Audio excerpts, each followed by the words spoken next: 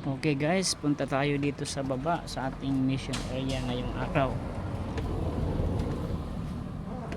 Ito po yung aming lugar ng aming mission area guys.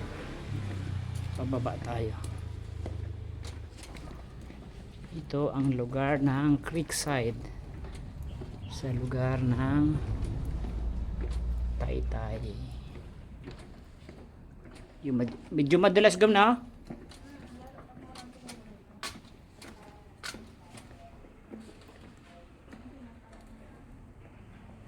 Aba, delikadong dulas nito ha.